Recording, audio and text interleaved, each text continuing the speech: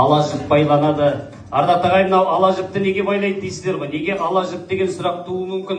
Ешкімнің ала жібін аттамасын деген ырыммен қазақ халқы ала жіп байлайды екен.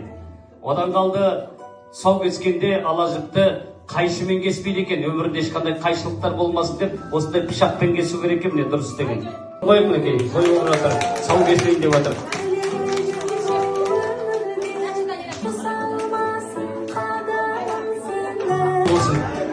Сіздің ақ жолыңызды, жақсы жолыңызды берсін. Шіркінде, ал енді тәй-тәй басып. Мына жаққа біле домбыра қойған екен. Біз секілді домбырашы әлші болар ма екен, әлде ақшаны алып банкир болар ма екен? Нені алар екен осы? Домбыраны алады, құдай біледі, көрдің бе? Біз сияқты өнерлі болар екен. Құтты болсын. Abi Айкөркем немереңіз айтшаманда де, құтты болсын, домбыраны алып жатыр мінекей. Ол ендеше мынау шашылсын. Бесценная, біріншіден дені сау болсын, ауырмай өссін, әкесі мен шешесімен бірге өссін.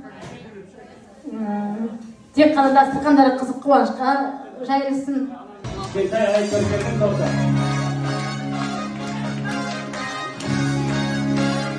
Столы.